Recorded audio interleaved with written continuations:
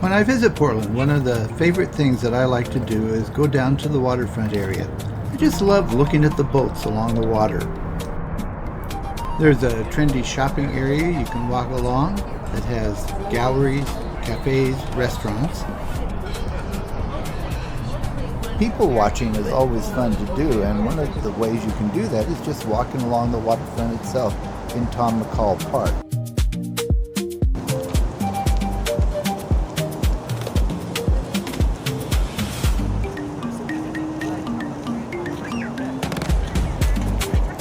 Stop off at the Tom McCall water fountain. Cool off if it's a hot day. And today you could do all of those things and more, but we're going to do something different. We're going to enjoy dragon boat racing. A race is held once a year during the Rose Festival here in Portland, Oregon.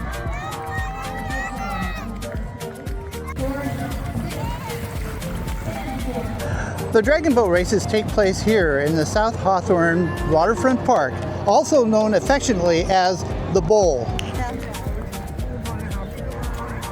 This event draws thousands of people every year, and best of all, it's absolutely free. And they're off in heat number 3 here in the women's division. In lane 1, Dragon 2, they are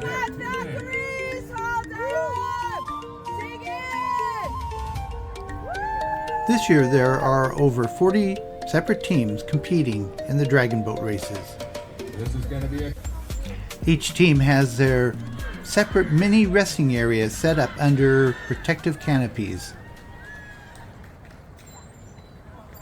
According to a mixture of Chinese history and legend, dragon boat racing began over 2,000 years ago because of one man. His name was Qiu Yuan, and he was a renowned poet and a government official beloved by the people. But his advice was ignored by the emperor, and the kingdom he loved was overthrown by a neighboring kingdom. Disconsolate, he threw himself into the Milou River and drowned. Local villagers didn't want fish to eat his body, so they came up with a plan to feed rice dumplings to the fish so they would be too full to pay attention to Qiu Yuan's body.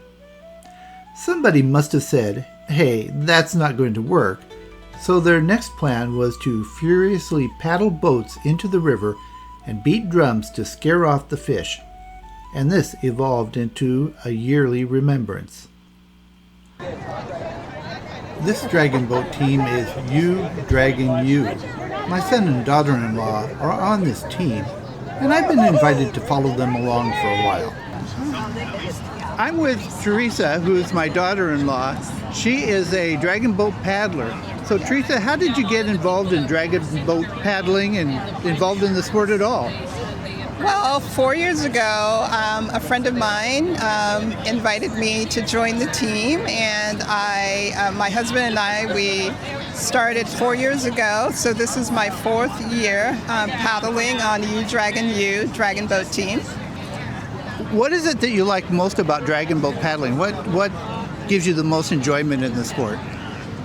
What gives me the most enjoyment is the team, the camaraderie of the team, getting out every Monday, actually Tuesday, Friday, and Sunday, and paddling on the Willamette River is like the most enjoyable thing that I could do during the spring and summer months, going into summer, leading into summer. So just being out on the river is the most enjoyable. As you can probably fan out and see, that it's Portland finest hour is the beginning of June through August is best summer months for being out on the water. Well, we've had absolutely the best weather today, haven't we? No. Actually, we have just a little bit of a break from the rain, but this is actually the first year that I have been on the dragon boat team that it's rained. So I've never, it's been beautiful weather and it's been a ton of people, but in Portland, the rain never stops people. So if you can see, it's completely packed, even though it's raining. Yeah, we've had rain, sun today, we've had a downpour, but everybody's spirits are staying pretty high. How many weeks of practice do you put in before you have your race? So practices are about 13 weeks, and again, it's on Tuesday, Friday, and Sunday night. It's an hour practice, and it's rain, sleet. We come out and we paddle. So you have to be pretty committed. Yes, it's a definite commitment, and it's a really, really good team sport. So Teresa, good luck on your races today. Thank you. Thank you. Oh, you have to mention that we came in third place on our first race, and we race again at 2. Okay, so you came in third out of 4. It's a timed heat. Yep. So they had a great time. And so it's not necessarily the fact that they came in third, it's the fact that they had a great time that may beat out a lot of other people's times. So this will be exciting to watch. And it will continue on tomorrow. I'll be back here tomorrow and cheering the team on. Sounds good. Thank you so much, John. Thank you, Teresa. Thank you. We're going to follow Team Dragon Boat U out to the lineup area where they're going to get ready to get staged for their heat. Okay, we're in the marshalling area right now. This is where the 4 teams that are about ready to get ready to compete get themselves lined up, get themselves organized so that they can walk down to the dock together and get ready to board and get out to the starting line. Okay, we're going to try for a special treat. Teresa, my daughter-in-law, has offered to escort me down to the docks so maybe we can get a look at them loading and a closer look at the boats themselves. I'm thinking that would be just fantastic. Let's see how that works out. Okay, Dragon Boat U has checked in now with one of the race officials to make sure that they're here, that they're properly identified. They're each wearing wristbands. Peter, what do the wristbands do? They mean that we are a member of the team and not somebody trying to sneak on the team. That would be bad. Does that happen? There's always a reason for every rule, right? Okay, full disclaimer, Peter is my son.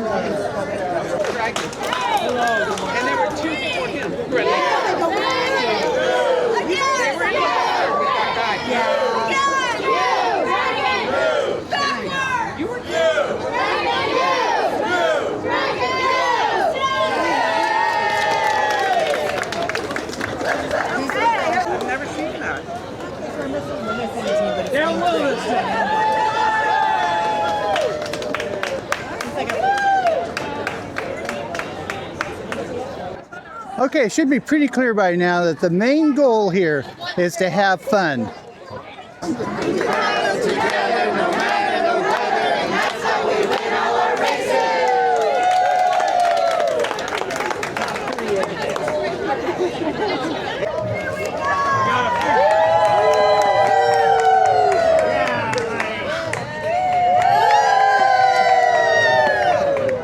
That was the flag catcher getting some good cheer. And here comes our tiller getting good cheer. I think that's the tiller. Hey, Jimmy, next year I'm watching you walk on your hands. Okay. Yeah. Work on that. Okay, we're getting ready to head down in just a minute.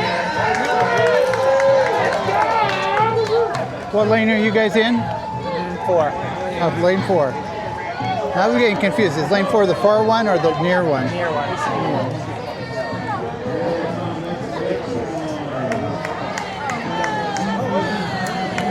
Okay, here we go. Last one, y'all.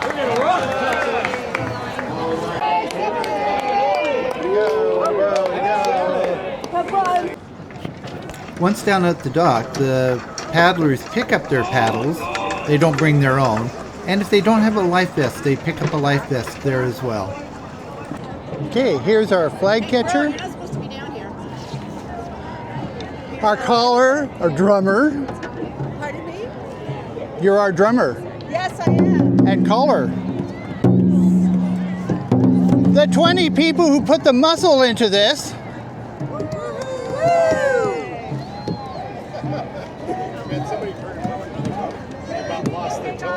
And back here we have our tiller. The guy who guides us to the proper destination. Let's go! Yeah. All right. What a beautiful boat this is. Just look at all the detail. Very cool. They're ready to push off to head toward the starting line.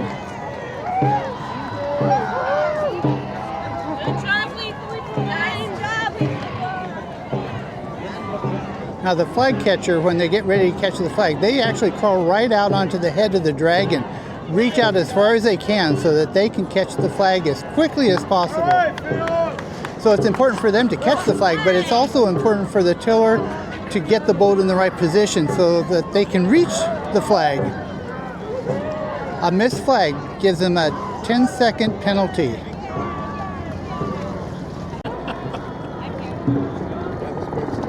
I know, right?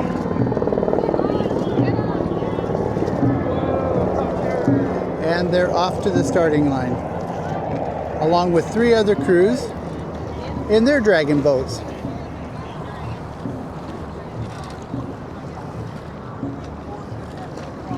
Might be interested to know that the dragon boats aren't owned by the crews. There are 8 dragon boats, so all 40 plus teams take turns on different boats. Even their practices during the year when they get ready for the dragon boat races rely on them being able to borrow boats to do it. The race itself is 500 meters long and starts upstream on the opposite side of the river. And they're off.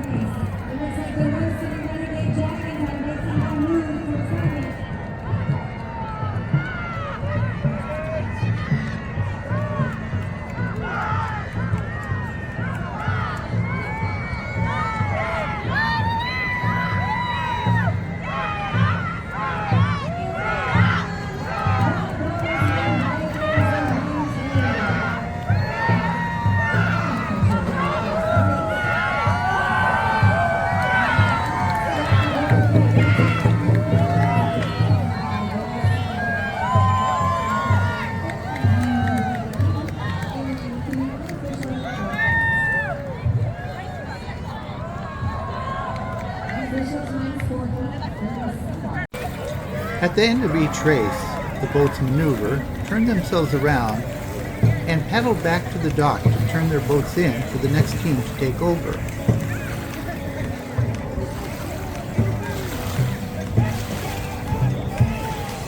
Even though Team Dragon U didn't do too well in this race, they still give a hearty cheer.